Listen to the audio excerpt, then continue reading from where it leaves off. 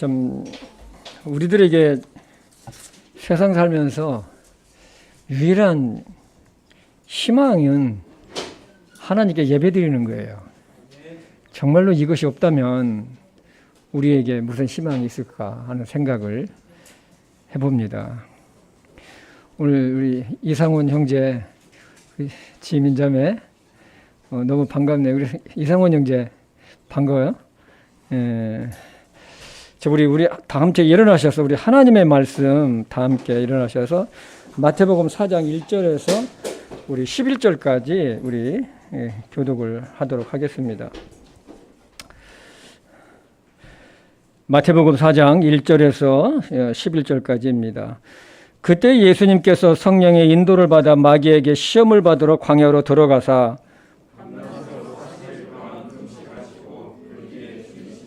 그 시험하는 자가 그분께 나와 이르되 네가 만일 하나님의 아들이거든 명령하여 이 돌들이 빵이 되게 하라 하거늘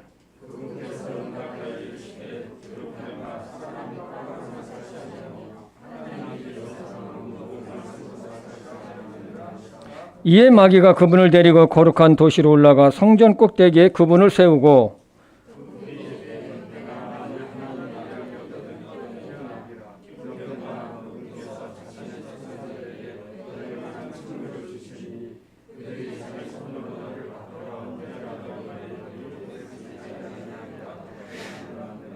예수님께서 그에게 이르시되 또 기록된 바 너는 주 네 하나님을 시험하지 말라 하였느니라 하시더라.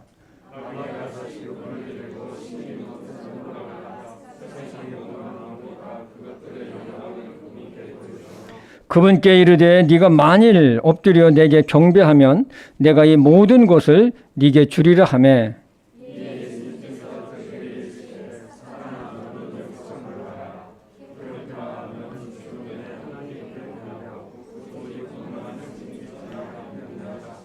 같이 읽을까요? 이에 마귀가 그분을 떠나고 보라 천사들이 와서 그분을 섬기니라. 아멘. 하나님 아버지 참 감사합니다. 죄 많고 허물 많은 저희들을 예수님의 십자가의 사랑으로 우리를 구원해 주시고 정말로 이 험난한 이 세상을 참 가지만 우리에게 참 천국에 소망 주시고 또 우리에게 성령님을 보내주셔서 우리를 위로하시고 또 우리를 붙잡아 주시고 인도해 주신 것을 진심으로 감사합니다. 아버지 하나님, 우리가 참 하나님 앞에 주님의 몸된 교회 모여서 하나님 앞에 섰습니다. 오늘 예배를 통해서 하나님께만 영광이 되고 또 이 예배를 통해서 또 우리들에게 주시고자 하는 귀한 말씀을 우리 마음에 받고 또 하나님께서 우리의 심령들을 각자를 주장해 주셔서 은혜와 진리가 충만한 이 시간이 될 수 있도록 성령님께서 인도해 주시옵소서. 종의 입술을 성령 하나님께 의탁하오며 예수님의 이름으로 기도했습니다. 아멘. 오늘 말씀은 우리가 잘 아는 내용입니다. 예수님께서 40일 동안 광야에서 금식하시고 줄이신 후에 마귀에게 시험을 당한 내용입니다. 우리는 이 말씀에서 하나님께서 우리에게 주시는 귀한 뜻을 좀 발견했으면 합니다. 우리 1절 말씀을 다 같이 다시 한번 읽어보겠습니다. 마태복음 4장 1절. 그때 예수님께서 성령의 인도를 받아 마귀에게 시험을 받으러 광야로 들어가사. 1절 시작 부분에 보면 이 그때라는 이 단어가 나옵니다. 이 그때라는 것은 그 3장을 읽어보시면 알겠지만 예수님께서 침례 요한에게 이제 침례를 받으시고 물속에서 올라오실 때에 하늘이 열리고 하나님의 영이신 성령께서 비둘기같이 예수님 머리 위에 예수님 위에 내려앉는 것을 주님은 보셨어요. 그리고 하늘로부터 한 음성이 들리는데 이 사람은 내 사랑하는 아들이다. 내가 그를 매우 기뻐하노라 하시니라. 그러면서 4장 1절로 넘어오면서 그때입니다. 그때. 그러니까 예수님은 지금 성령으로 아주 충만을 받으셨어요. 하늘이 열리면서 성령님이 내려오시고 그 다음에 하나님의 음성이 이는 내 사랑하는 아들이다. 응? 내가 그를 매우 기뻐한다 하는 그런 하나님의 메시지, 음성을 들으셨었어요. 여러분, 성령이 충만하면 어떻습니까? 이게 날아갈 것 같죠. 기쁨이 충만하고 자유함이 있고 마음의 심령이 아주 이 평안함이 아주 넘쳐 흐릅니다. 그런 상태에서 예수님께서는 이 공생애를 시작하신 것이 아니에요. 아닙니다. 그때에 그리고 나서 바로 예수님은 마귀에게 시험받도록 성령님에 의해서 광야 속으로 인도를 받게 됩니다. 완전한 사람의 몸을 입고 이 세상에 오신 아들 하나님께서 인간이 겪을 수 있는 최악의 고난과 유혹을 통과하시기 위해서 들어가셨던 것입니다. 예수님은 40일을 굶주리신 후에 마귀 사단에게 시험을 받게 되죠. 오늘은 이 말씀을 통해서 우리가 깨닫는 것이 있어요. 그 첫 번째는 뭐냐면 우리의 삶이 주님으로 인해서 충만하고 믿음이 좋을 때도 성령님께서 우리를 고난 속으로 밀어 넣으실 때가 있다는 것을 우리는 아셔야 돼요. 내가 성령이 충만하고 내가 믿음이 좋으니까 나의 모든 일들이 잘 될 거야. 그렇게 생각하시면 안 돼요. 때로는 성령님께서 하나님께서 우리를 갑작스럽게 고난 속으로 밀어넣으실 때가 있다는 것입니다. 누구처럼요? 욥처럼입니다. 욥은 당대에 의로웠어요. 하나님 앞에서 의로웠다고 했습니다. 그러나 하나님은 마귀 사단에게 그 시험을 허락하셨죠. 주님을 사랑하고 믿음 생활을 잘하고 있는데 갑자기 고난 속으로 들어갈 수도 있다는 것입니다. 그러나 당시에는 그 뜻을 알 수가 없어요. 안다는 것은 현재 상황이 나에게 너무 힘들고 고통스럽다는 거예요.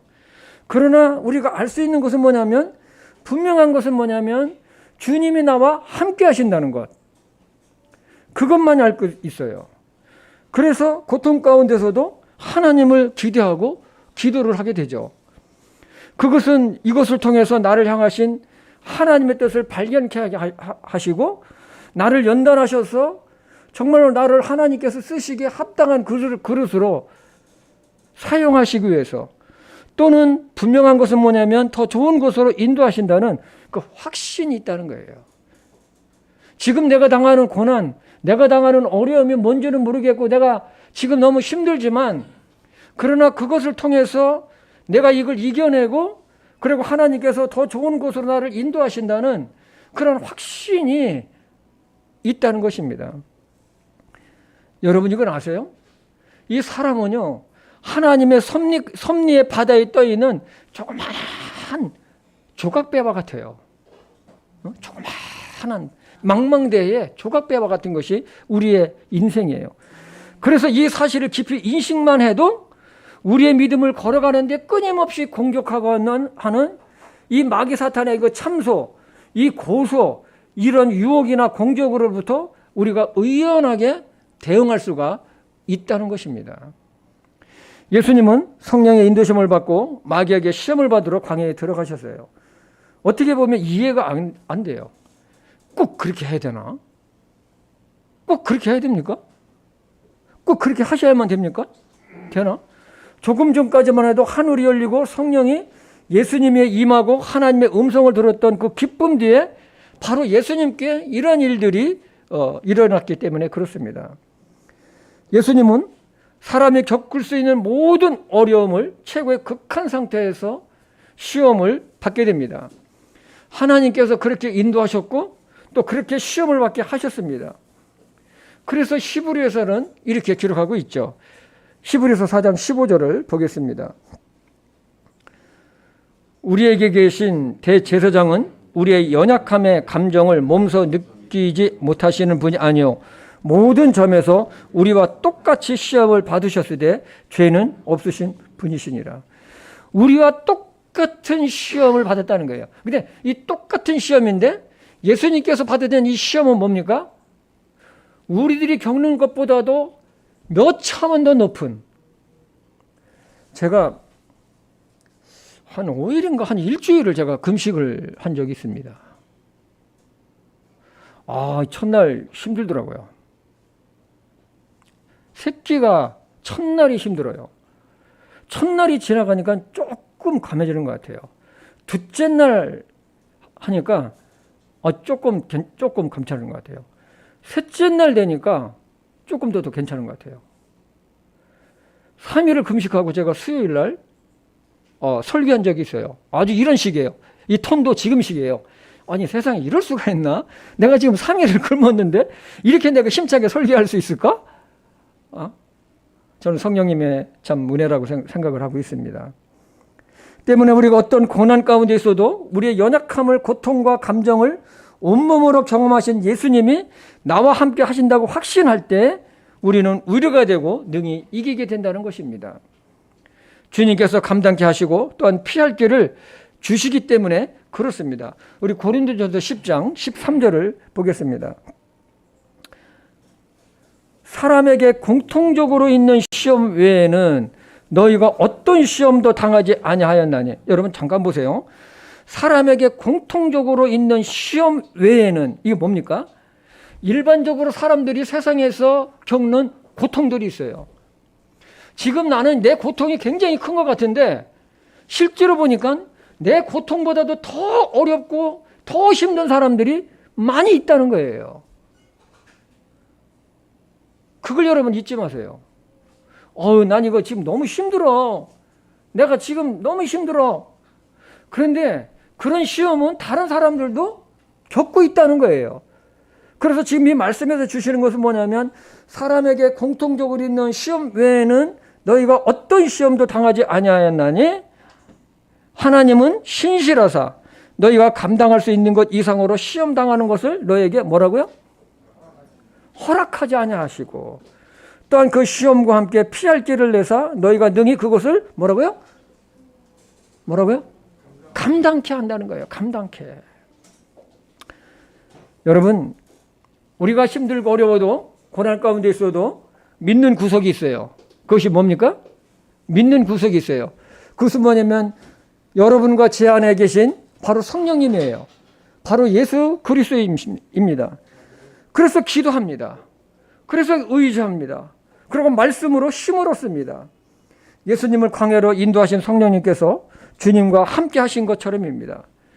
그 성령님은 구원받은 우리와 영원히 함께 하세요.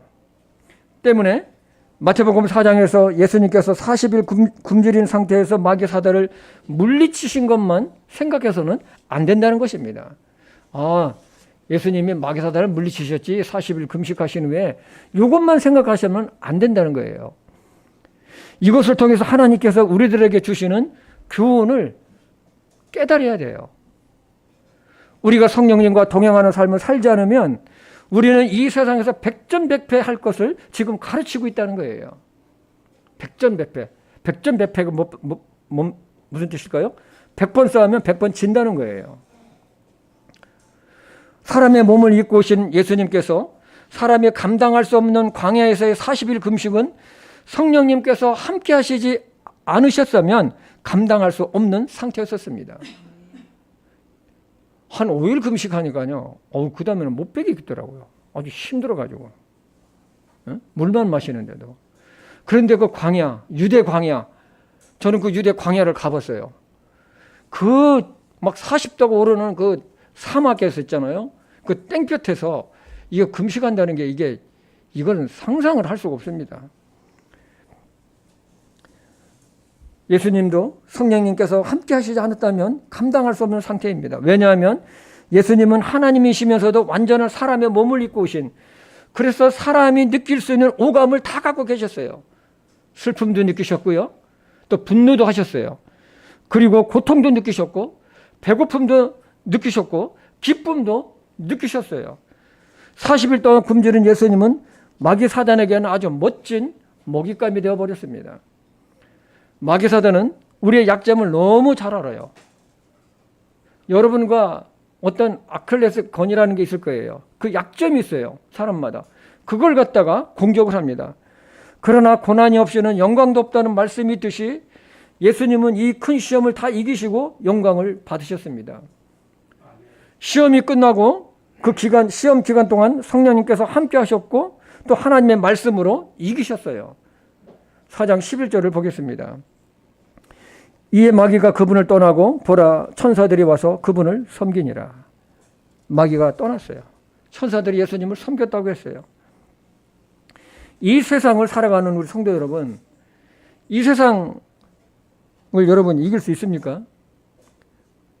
내 힘으로, 내 능력으로, 내 경험이나 지혜로는 정말로 우리는 이길 수가 없습니다.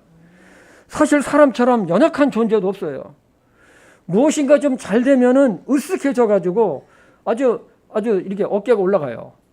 그런데 무엇인가 또 잘 안 되고 풀리지 않으면은 풀이 팍 죽어가지고 말할 기분도 없어요. 저와 여러분이 그런 연약한 존재가 아닙니까? 응? 시편 104편 28절과 29절을 보겠습니다. 주께서 그것들에게 주시면 그것들이 모이고 주께서 주의 손을 여시면 그것들이 좋은 곳으로 채워지며 주께서 주의 얼굴을 숨기시면 그것들이 소동하고 주께서 그것들의 의뢰 숨을 거두어 가시면 그것들이 죽어 자기들의 먼지로 돌아가나이다. 이것이 우리 인생인 거예요. 그렇기 때문에 무엇으로 이길 수 있느냐는 거예요. 성령님의 그 함께 하심과 하나님의 말씀으로 우리는 세상을 이길 수가 있다는 거예요. 성경은 이 세상을 광야 같다고 했어요. 그만큼 이 세상을 살아내기가 힘이 들다는 거예요. 이 광야 같은 세상에서 혼자 힘으로 살아갈 수 있을까요? 여러분 지금 직장 생활하고 있고 또 비즈니스를 하고 있는데 여러분 쉽습니까? 돈 벌기가 쉽습니까? 어렵습니까? 어려워요. 직장에서도 눈치 봐야 되고 실적을 내야 되고 비즈니스 하는 사람들은 또 얼마나 더 어렵습니까? 저는 가끔가다 가게 앞을 이렇게 지나가다 보면 그 주인들의 마음 보면 어떤 때는 아무도 식당도 그렇고 아무도 없으면요 마음이 괜히 썰렁해져요. 저 사람들이 얼마나 그 손님을 기다릴까? 응? 어떤 마음일까? 이걸 생각해 봐요. 이런 광야 같은 세상에서 우리가 누구와 가까이 하고 누구와 동행하냐가 굉장히 중요합니다. 정말로 우리가 사람들은 나를 도와줄 수 있는 것은 한두 번이에요. 한계가 있어요. 그런 또 사람들이 능력도 안 됩니다. 때문에 우리는 이런 인생 가운데 누구와 동행하냐가 굉장히 중요해요. 좋은 친구도 중요합니다. 그러나 한계가 있어요. 자식이라면 자기 목숨보다 더 사랑하는 부모님도 마찬가지예요. 자식에게 도움을 줄 수 있는 것이 극히 제한되어 있는 것을 보게 됩니다. 그러나 하나님은 구원받은 당신의 자녀와 영원히 함께 하신다는 약속하셨고 그렇게 하셨습니다. 모세가 죽은 후에 그 뒤를 이어서 이스라엘 민족을 이끌어갈 지도자로 선정된 여호수아에게 하나님께서 하신 말씀이 있어요. 여호수아야, 너 두려워하지 마. 내가 모세에게 함께 했던 것처럼 내가 너와 함께 할 거야. 그러니까 너 두려워하지 말고 용기를 내. 이 말씀이 오늘날 광야와 같은 인생길을 걸어가는 우리들에게도 하시는 말씀이 아닙니까? 저는 그렇게 믿고 있습니다. 예수님은 말씀하셨어요. 요한복음 14장 16절에서 17절입니다. 내가 아버지께 구할 터인즉 그분께서 다른 의료자를 너에게 주사 그분께서 영원토록 너희와 함께 거하게 하시리니 그분께서 영원토록 그러니까 성령님께서 영원토록 너희와 함께 거하게 하시리니 곧 무슨 영이라? 진리의 영이라. 세상은 그분을 받아들이지 못하나니 이는 세상이 그분을 보지도 못하고 알지도 못하기 때문이라. 그러니까 믿지 않는 사람들, 이 세상은 성령님을 알 수도 없고 보지도 못하고 모른다는 거예요. 그러나 너희는 그분을 아나니 이는 그분께서 너희와 함께 거하시며 또 너희 속에 계실 것이기 때문이라. 응? 예수님은 당신이 이 세상에 오신 목적, 즉 죄 문제를 십자가에서 완전히 하시고 부활하시고 하늘로 승천하시면서 하신 말씀이에요. 내가 떠나는 것이 아니다. 내 대신 의료자가 되시고 진리의 영이 되신 성령님을 하나님께서 보내신다는 거예요. 당신의 자녀들을 고아와 같이 버려두지 않고 이 삼위의 한 분이신 성령 하나님을 보내신다는 거예요. 그러나 세상은 성령님을 받아들이지 못할 것이고 성령님을 보지도 알지도 못하지만 그러나 성령님은 너희 안에 계셔서 영원히 너희와 함께 할 것이라고 말씀을 하셨습니다. 그래서 예수님을 마음에 자신의 구원자로 믿은 사람은 자신 안에 성령 하나님이 계십니다. 언제까지요? 영원히. 영원히입니다. 때문에 예수님을 믿는 그리스도인들은 혼자 이 세상을 살아가는 것이 아니에요. 그렇기 때문에 여러분들이 직장에서든 비즈니스장에서든 기도하라고 하는 거예요. 아멘? 성에 우리 가정자매한테 그랬어요. 오픈하기 전에 뭘로 시작하라고 그랬어요? 기도를 시작하자. 응? 기도를 시작하자는 거예요. 비즈니스 할 때. 응? 왜냐하면 이 성령님이, 이 주님이 우리 안에 계시기 때문에 그렇습니다. 우리 요한복음 14장 19절에서 20절을 보겠습니다. 예수님이 하신 말씀이죠. 조금 있으면 세상은 더 이상 나를 보지 못하되 너희는 나를 보리니 내가 살아있으므로 너희도 살리라. 그날에는 내가 내 아버지 안에 너희가 내 안에 내가 너희 안에 있음을 너희가 알리라. 즉 우리 안에 성령님으로 인해 우리는 예수님 안에 있고 예수님은 우리 안에 계시다는 거예요. 연합이에요. 연합이 됐다는 거예요. 얼마나 놀랍고 우려가 되는 말씀입니까? 제자들은 예수님이 떠나가시면 육신의 눈으로 예수님을 보지 못하지만 그러나 예수님은 부활하셔서 살아있으므로 너희는 본다고 말씀을 하고 있습니다. 무엇을 어떻게 안다는 것입니까? 영의 눈으로 성령님이 우리 안에 계시다는 것을 알게 된다는 거예요. 우리는 하나님의 영이신 성령님을 우리 육신의 눈으로는 볼 수는 없습니다. 그러나 우리 안에 성령님이 계신 것을 우리는 압니다. 아멘입니까? 아멘. 그래서 우리 안에 주님이 계시다는 것은 곧 성령님이 계시다는 거예요. 아멘. 때문에 우리는 주님을 바라고 주님을 의지하고 주님께 함께 동행하며 사는 것입니다. 우리가 예수님을 구주로 믿는 믿음 안에 있으므로 그리스도 예수님이 우리 안에 있는 것을 우리는 확신하게 돼요. 그러므로 주님을 바라고 주님을 의지하고 사는 사람은 복 있는 자예요. 이 세상에 누가 복 있는 자입니까? 주님과 함께 동행하는 자가 복 있는 자예요. 하나님은 당신의 주권을 삶 속에서 인정하며 주님을 제1순위로 삼고 사는 이 신실한 자를 축복하십니다. 주님은 영원토록 여러분과 저와 함께 하신다고 약속하셨고 신실하신 분입니다. 우리 복음 찬송가도 있잖아요. 100장. 우리 한번 이 찬송가 한번 불러봅시다. 우리가 너무나 잘하는 찬송인데 한번 불러봅시다. 한번 띄워주세요.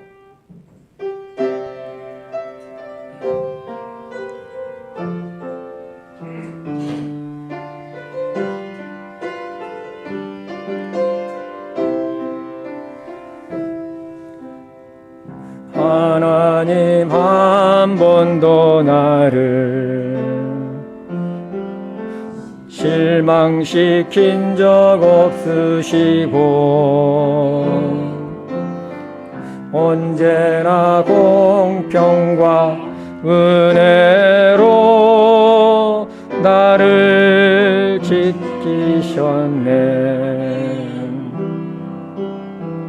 오 신실하신 주, 오 신실하신 주, 내 너를 떠나지도 않으리라. 내 너를 버리지도 않으리라. 약속하셨던 주님, 그 약속을 지키사 유로도 영원토록 나를 지키시리라 확신하네. 지나온 모든 세월들, 지나온 모든 세월들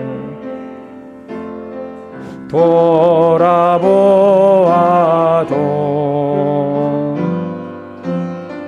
그 어느 것 하나 주의 손길 미친 것 전혀 없네.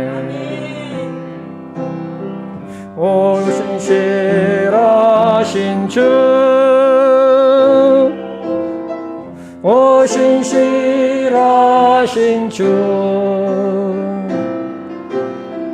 내 너를 떠나지도 않으리라. 내 너를 버리지도 않으리라. 약속하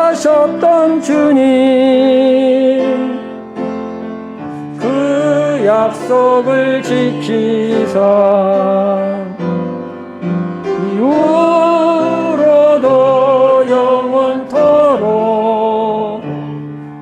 나를 지키시리라 확신하네.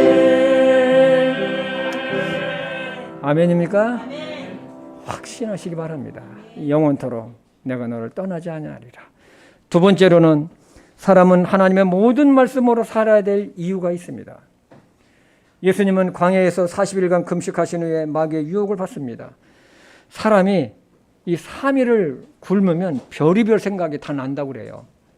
별의별 생각이. 그래서 뭐 담을 넘어야 되나? 응?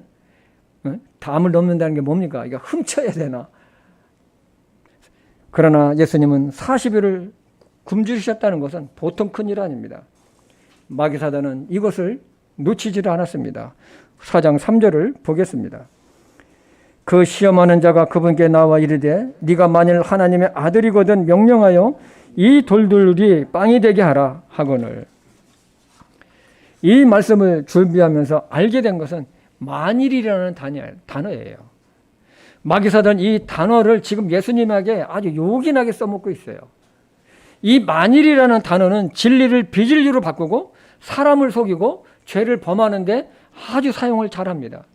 마귀 사단은 예수님에게 네가 만일 하나님의 아들이거든 명령하여 이 돌들이 빵이 되게 하라는 거예요. 만왕의 왕이신 예수님은 자기 말에 굴복하게 하려는 마귀 사탄의 계략입니다. 마귀는 예수님이 돌들로 빵을 만들 수 있는 능력이 있음도 알고 있어요. 그러나 예수님은 마귀 사단의 이러한 간교를 하시고 넘어가지 않으셨어요. 하나님의 말씀으로 마귀의 간교를 물리치셨습니다. 4장 4절입니다. 그분께서 응답하여 이르시되 기록된 바 사람이 빵으로만 살 것이 아니요 하나님의 입에서 나오는 모든 말씀으로 살 것이라 하였느니라 하시더라. 왜 예수님은 사람이 빵만이 아닌 하나님의 입에서 나오는 모든 말씀으로 살아야 된다고 하셨을까요?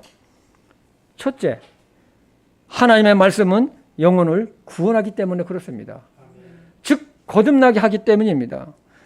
여러분, 사람의 몸은 흙에서 왔기 때문에 흙에서 나는 것을 먹어야만 살 수 있어요. 맞죠? 우리가 흙에서 나는 것을 먹잖아요. 그러나 하나님께서 이 사람을 흙으로 빚으시고 그 코에 생기를 넣어가지고 살아있는 혼이 되게 만들었어요. 그래서 사람이 일어나게 되죠. 그래서 사람의 근본은 영혼입니다.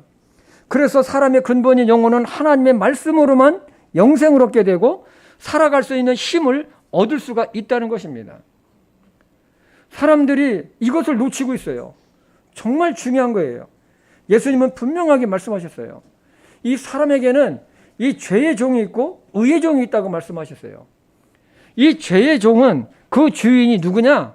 마귀 사단이에요. 반면에 의의 종은 주인은 하나님이에요. 이 종이라니까 이상하게 생각하지 마세요. 이 종이라는 것은 주인이 누구냐는 거예요. 여러분들의 주인은 누굽니까? 나의 주인은 누굽니까? 이걸 지금 이야기를 하고 있는 것입니다. 예수님을 마음에 믿느냐 믿지 않느냐에 따라서 죄의 종과 의의 종으로 이게 갈라져요. 예수님을 믿는 것은 오직 하나님의 말씀을 통해서 이루어집니다. 하나님의 말씀을 통해서 예수님을 마음에 받아들인 자는 죄의 종에서 해방되어 가지고 의의 종, 하나님의 자녀로 거듭나게 된다는 거예요. 베드로전서 1장 23절과 25절까지입니다. 너희가 다시 태어난 것은, 너희가 거듭난 것은, 구원받은 것은 썩을 씨에서 난 것이 아니요 썩지 아니할 씨에서 난 것이니 살아있고 영원히 거하는 무엇으로요? 하나님의 말씀으로 된 것이니라. 모든 육체는 풀과 같고 사람의 모든 영광은 풀의 꽃과 같으니라. 풀은 마르고 그것의 꽃은 떨어지되 오직 주의 말씀은 영원토록 지속되나니 복음으로 너에게 선포된 말씀이 이 말씀이라. 이 말씀 안에 사람이 빵만이 아닌 하나님의 모든 말씀으로 살아야 되는 인생의 모든 답이 이 말씀 안에 다 들어있어요. 하나님의 말씀은 사람을 하나님의 자녀로 다시 태어나게 합니다. 이 세상에 이렇게 할 수 있는 것이 어디 있습니까? 없습니다. 다시 태어난다는 것은 육신의 자녀, 즉 죄의 종이었던 마귀의 자녀에서 하나님의 자녀로 다시 태어난다는 것을 말합니다. 빵으로만 사는 육체는 시간이 정해져 있습니다. 24절에 그 답이 있죠. 모든 육체는 풀과 같고 사람의 모든 영광은 풀의 꽃과 같다는 것입니다. 시간이 지나면 아름답고 이쁘던 풀과 꽃은 시들어져서 땅에 떨어지는 것처럼 사람의 육체도 마찬가지입니다. 옛날의 영광도 모두 없어져 버립니다. 그러나 하나님의 말씀은 영원토록 지속돼요. 존속한다는 것입니다. 그러니 사람이 무엇을 먹으며 살아야 할까요? 당연히 하나님의 말씀을 믿고 그 말씀을 의지하며 그 말씀에 순종하며 그 말씀을 따라서 그 길을 걸어가야 되는 것입니다. 그래서 다윗은 하나님의 말씀은 내 영혼을 소생시킨다고 그랬어요. 내 영혼을 소생시킨다. 이런 말이 있습니다. 이 세상에 문제가 없는 사람은 없다. 여러분 맞습니까? 문제가 없는 사람은 없어요. 돈이 많은 사람이나 없는 사람이나 높은 사람이나 낮은 사람이나 문제가 다 있어요. 문제 없는 사람은 없습니다.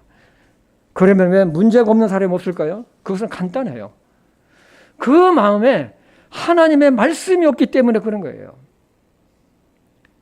사람은 영적인 존재라고 했습니다. 사람의 영혼은 하나님의 말씀을 먹어야만 살 수 있는 존재로 하나님께서 그렇게 창조를 하셨다니까요. 그렇게 창조를 하셨어요. 죄 가운데 살아가는 인생에 어떤 문제가 없겠습니까? 그러나 하나님의 말씀을 따라가면 길이 있어요. 예수님의 인도하심과 공급하심 가운데 살아갈 수 있다는 것입니다. 그러나 사람들은 육체의 피로만을 위해서 먹고 사는 데에만 매달려 있어요. 오늘도 뭐 먹어야 하고 내일도 먹어야 하고 죽을 때까지 육체를 위해 먹다가 흙으로 돌아가요. 어저께 제 아내하고 엊그저께 산책을 하다가 지루한 생각이 제가 들었어요.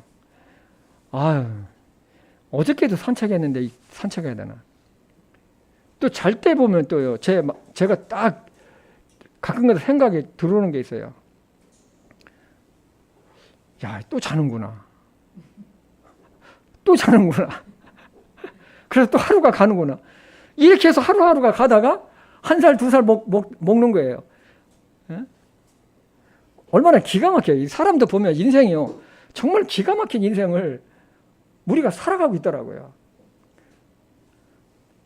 나는 젊었을 때 나는 늙지 않는 줄 알았어요. 웃기죠? 예? 나는 안 늙을 줄 알았어요. 젊었을 때 노인들은 항상 노인으로 있었고 아이들은 아이들대로 있었고 나는 젊은 상태로 있는 줄 알았어요. 그런데 어느덧 60 후반에 70을 바라보는 나이. 그래서 옛날에 그 중마고우들한테 가끔 내가 전화를 해요. 내가 복음을 전하느라고. 하고. 근데 한 친구가 그래요. 야, 태평아, 우리가 내일 모레 70이 되는데 지금 나는 약봉지를 끼고 산다. 야, 그래서 너 예수님 믿고 구원받고 너 천국 갈 준비해야 돼.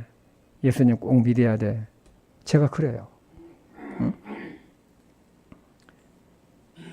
그러나 사람들은 먹고 사는 문제에 매몰되어 있어요. 그러다가 흙으로 돌아가요. 여러분, 이거 얼마나 허무해요, 진짜. 응? 여러분, 이거보다 더 허무한 게 어디 있어요? 그냥 먹고 살기 위해서 계속 하다가 나중에 죽어. 아, 이거 너무 허무하지 않습니까? 여러분, 한번 생각해 보세요. 그렇게 평생을 수고하며 사람이 살아가요. 그러다가 삶의 기쁨이나 만족이 있느냐? 그것도 아니에요. 전도서 2장 22절과 23절입니다. 사람이 해 아래서 수고하며 행한 자기의 모든 수고와 자기 마음을 괴롭게 하는 것으로부터 무엇을 얻으리요? 그의 모든 날은 슬픔이며 그의 해산의 고통은 괴로움이니라. 참으로 그의 마음이 밤에 안식을 얻지 못하나니 이것도 헛되도다. 정말 맞는 말씀입니다. 사람들이 그렇게 오늘날 수고하며 살아갑니다. 또 그렇게 수고하지 않으면 살아갈 수가 없는 세상입니다. 그러나 분명히 알 것은 사람은 육체만 있는 것이 아니라 영혼도 있다는 것입니다. 이 영혼은 사람의 근본이지만 우리의 눈에는 보이지 않습니다. 우리 안에는 영혼이 있어요. 이 영혼은 빵을 먹지 않습니다. 하나님의 말씀만을 먹어야만이 살 수 있습니다. 육체는 빵을 먹어야 살지만 사람의 영혼은 하나님의 말씀을 먹어야만 소생함을 얻고 평안함을 얻고 자유함을 얻게 된다는 것입니다. 그러나 마귀는 우리에게 빵이 인생의 전부인 것처럼 유혹을 해요. 그래서 수많은 사람들이 다 넘어가요. 그러나 예수님은 너희는 무엇을 먹을까, 무엇을 입을까 염려하지 말라고 그래요. 이것은 이방인들이 구하는 것이다. 너희는 먼저 그의 왕국과 그의 의를 구하라. 그리하면 이 모든 것을 너희에게 플러스 해주겠다.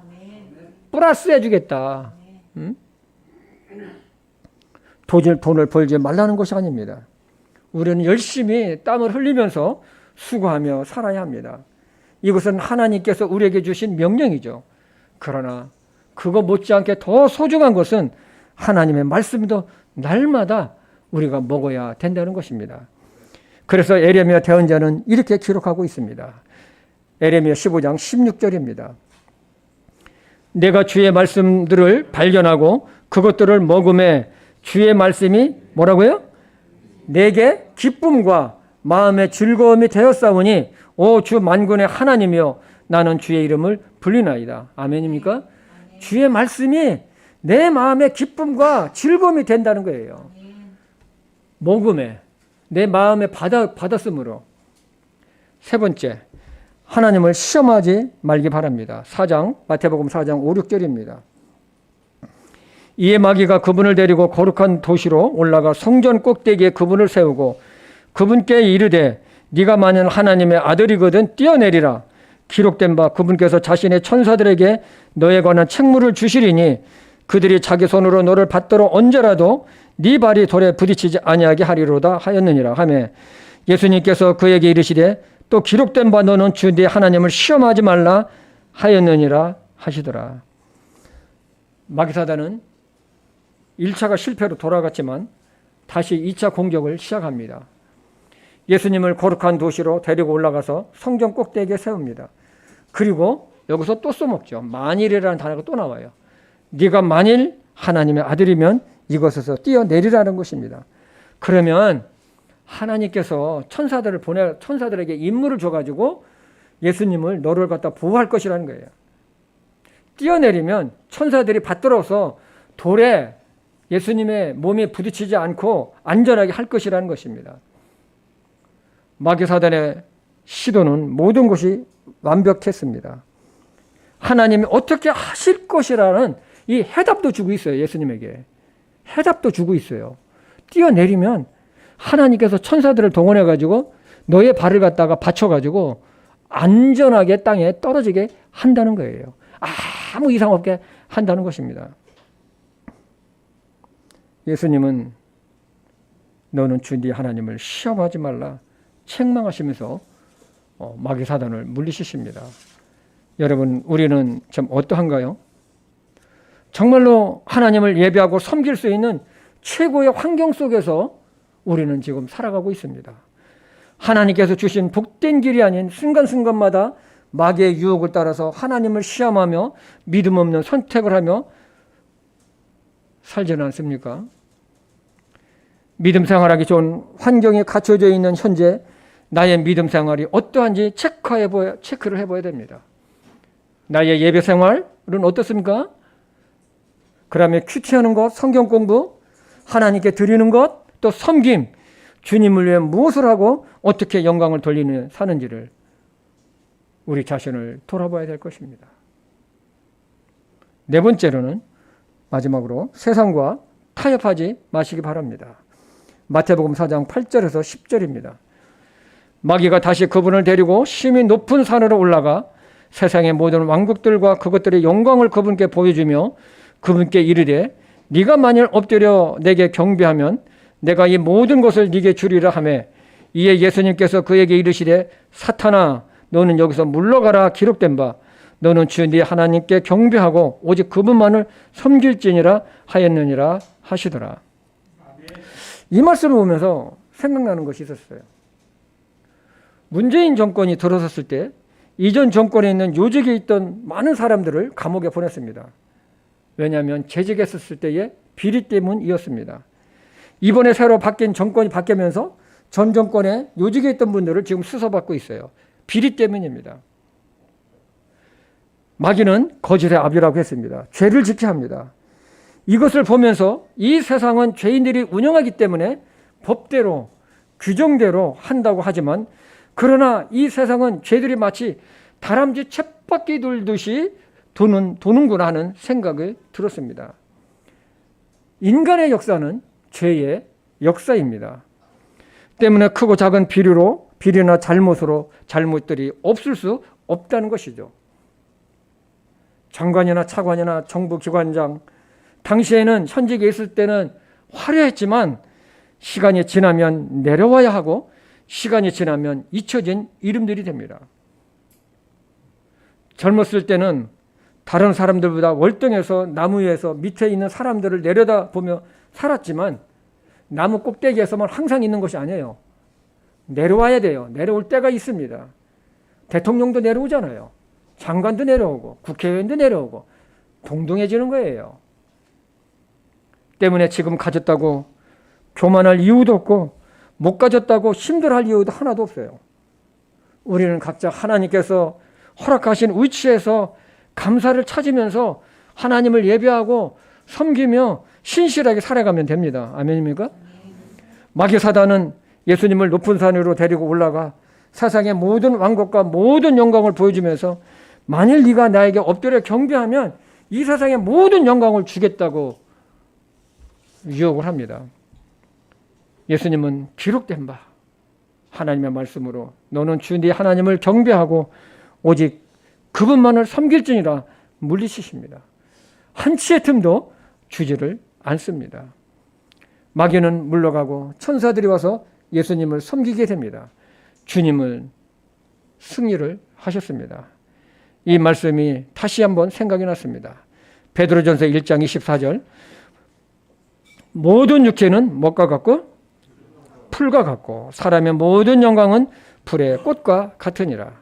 풀은 마르고 그것의 꽃은 떨어지되 오직 주의 말씀은 영원토록 지속되나니 복음으로 너희에게 선포된 말씀이 이 말씀이니라.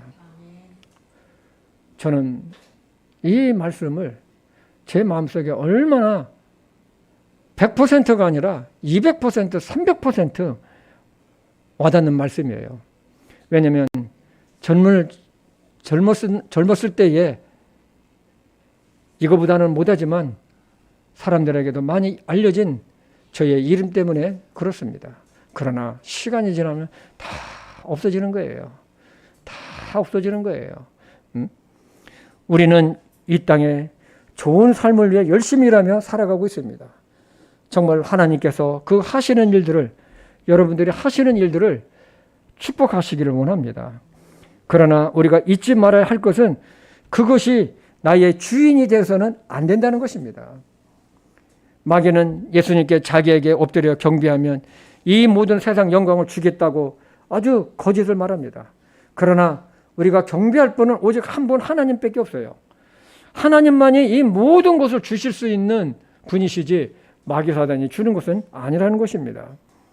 때문에 우리는 믿음과 타협하면 안 됩니다. 예배도 보면요. 한 번 타협하면 두 번째 또 타협이 와요. 뭐 이렇게 주일날 생기는 게 많은지. 예? 아주 처음에는 힘들어요. 근데 그것을 이겨요. 두 번째 또 와요. 야, 나 예배 드리고 갈게. 나 예배는 빠질 수 없어. 세 번째 또 와요. 이겨요. 그 다음부터는 안 와요. 주변에 있는 사람들도 내 자신도 그렇고 내가 예배만큼은 정말로 예배만큼은 내가 나의 삶에 있어서 유일하게 하나님 앞에 서는 날이다. 하나님께 예배 드리는 날이다. 타협을 하지 않는 것이죠. 그러나 한 번 타협하고 두 번 타협하면 갈수록 빈도수가 늘어나요. 여러분 그거 경험하시지 않았어요? 갈수록 빈도수가 늘어나요. 나중에는 주님을 떠나가는 불행을 맞게 되고 후회하는 마지막이 됩니다. 마귀는 누구든지 넘어뜨릴 수 있는 능력을 가지고 있어요. 그러나 예수님 안에 거하고 따르면 마귀의 유혹을 분별한다면 우리는 예수님으로 인해서 승리하는 삶을 이 광야 같은 세상에서 승리하면서 살아갈 수가 있다는 것입니다. 이번 한 주간에도 성령님의 인도하심 가운데 승리하며 사시기를 주님의 이름으로 축복합니다. 우리 말씀을 함께 읽고 마치겠습니다. 에베소서 6장 11절에서 17절입니다. 시작. 너희가 마귀의 관계들을 능히 대적하며 서기 위에 하나님의 전신갑주를 입으라. 우리는 살과 피와 맞붙어 싸우지 아니하고 정사들과 권능들과 이 세상 어둠의 치리자들과 높은 초소들에 있는 영적 사악판과 맞붙어 싸우느니라. 여러분 이 말씀이 뭐냐면 우리의 싸움은 어떤 혈기 이상의 싸움이 아니라 마귀 사단 이 어둠의 세력과의 영적인 싸움을 우리가 하고 있다는 거예요. 눈에 보이지 않지만. 13절. 그러므로 너희가 악한 날에 능히 버티어내고 모든 일을 행한 뒤에 서기 위해 하나님의 전신갑주를 취하라. 그런즉 서서 진리로 너희 허리띠를 동여매고 의의 흉갑을 입으며 화평의 복음을 예비한 것으로 너희 발에 신을 신고 모든 것 위에 무슨 방패요? 믿음의 방패. 예?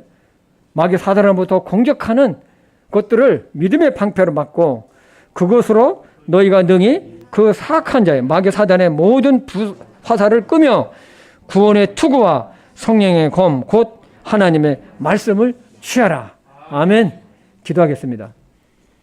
아버지 하나님, 오늘 마태복음 4장 예수님께서 마귀 사단에 의해서 시험당하신 내용을 가지고 하나님께서 우리에게 주시는 귀한 음성을 듣게 해주신 것 감사합니다.